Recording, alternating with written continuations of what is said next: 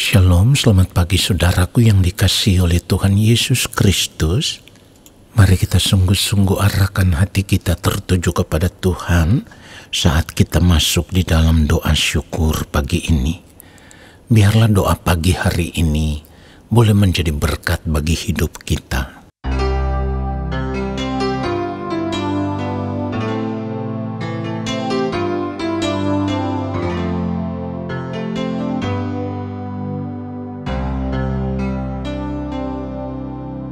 Ku masuk ke hadirat-Mu, membawa ucapan syukurku. Ku angkat hati di dalam penyembahan, menyembah-Mu dalam kekudusan.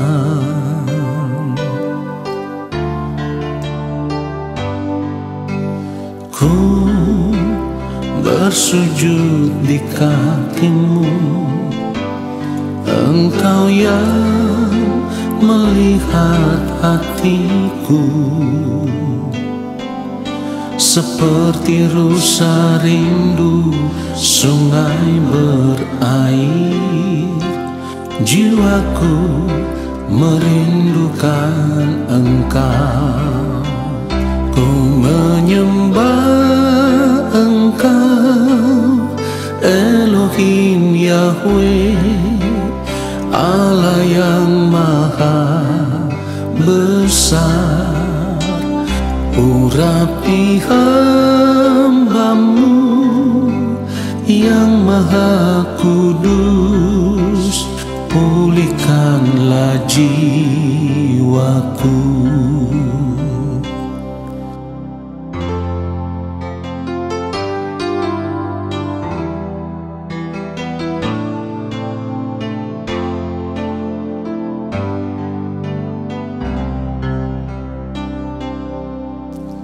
Ku masuk ke hadirat-Mu, membawa ucapan syukurku. Ku angkat hati di dalam penyembahan, menyembah-Mu dalam kekudusan.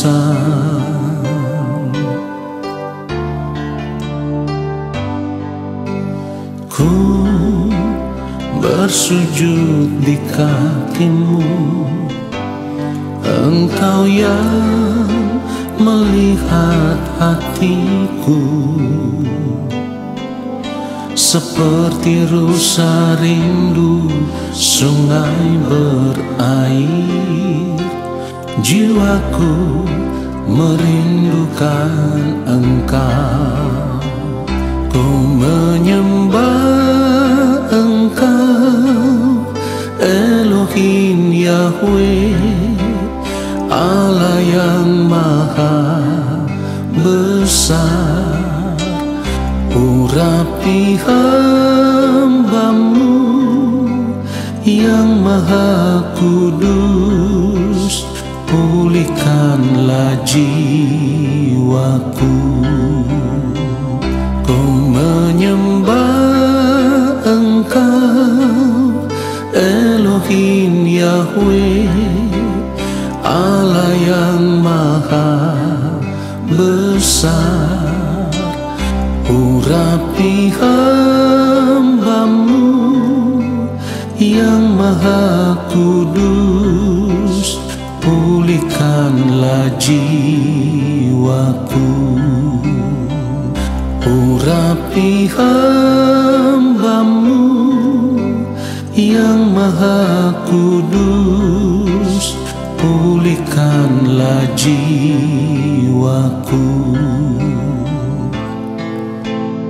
Pulihkanlah jiwaku. Pulihkanlah jiwaku.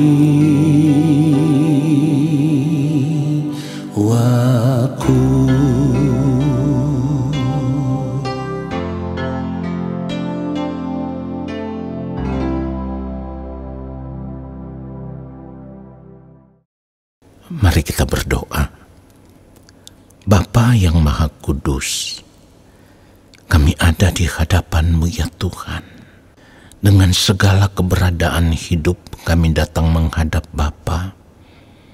Kami mau ada di hadapan Tuhan dalam keadaan kudus dan berkenan.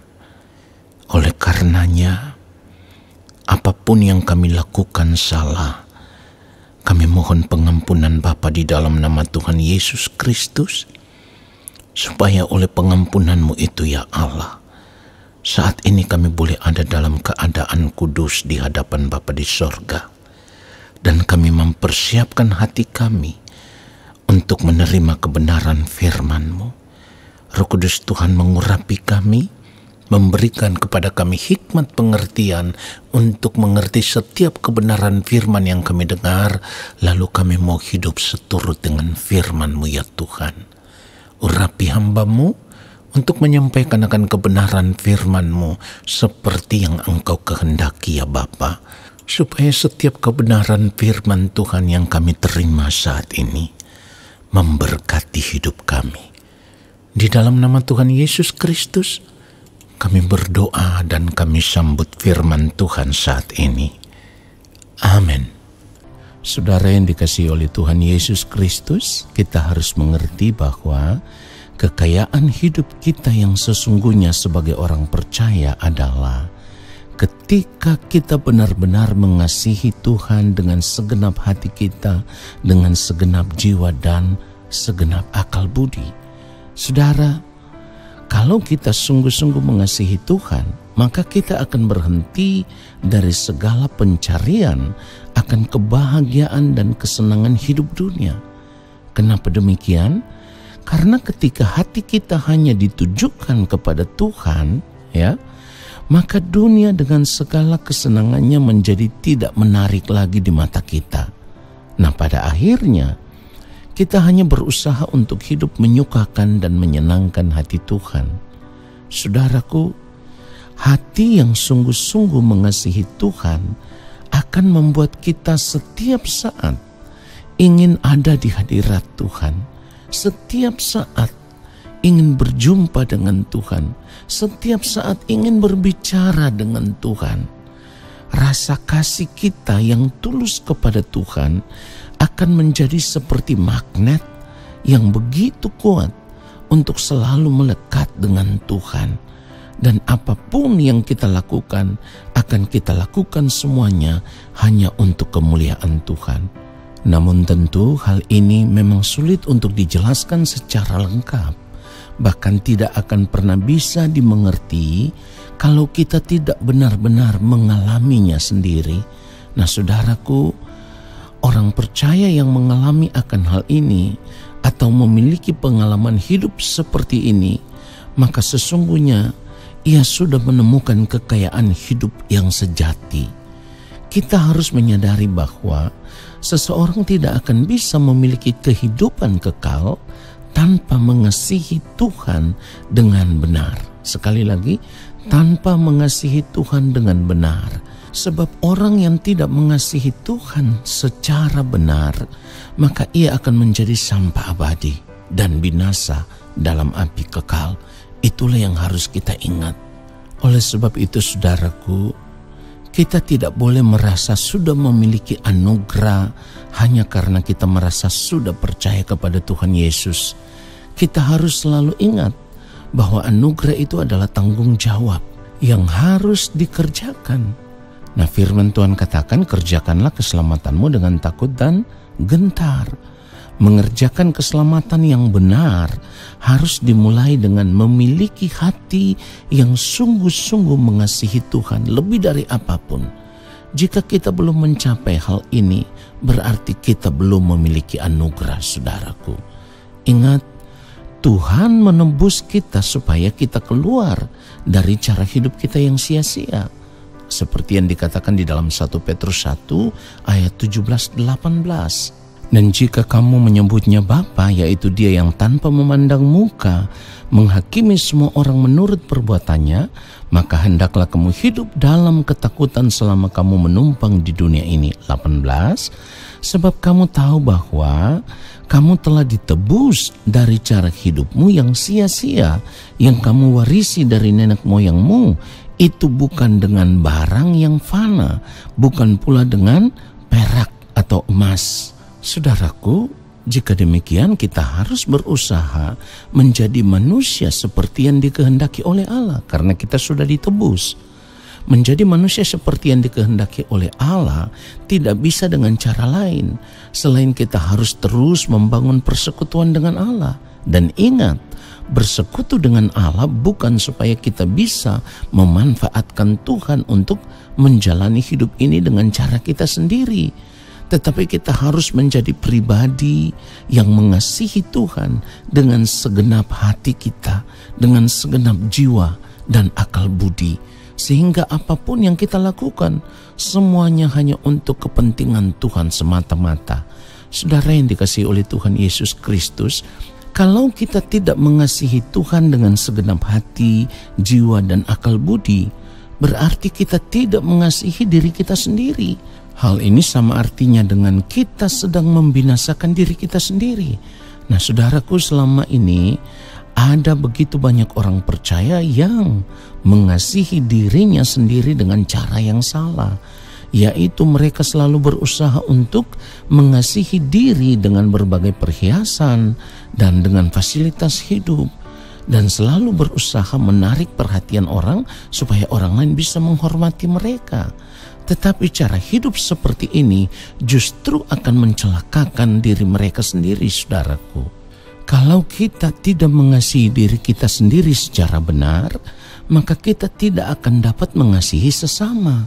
Sebab untuk mengasihi orang lain dasarnya adalah dengan mengasihi diri kita sendiri secara benar dulu, saudaraku. Itulah sebabnya hukum kedua yang dikatakan sama dengan itu, yang tertulis di dalam Matius 22 ayat 37 sampai 40. Ayat 39 firman Tuhan katakan, dan hukum yang kedua yang sama dengan itu ialah, kasihilah sesamamu manusia seperti dirimu sendiri.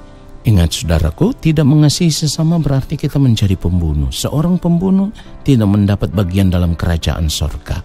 Dan tentu ini sangat mengerikan. Nah saudaraku, kita juga perlu ingat bahwa mengasihi Tuhan dengan segenap hati, jiwa, dan akal budi tidak cukup diwujudkan hanya dengan menjadi orang Kristen atau orang percaya, lalu kemudian menerima anugerah, lalu pasti masuk surga.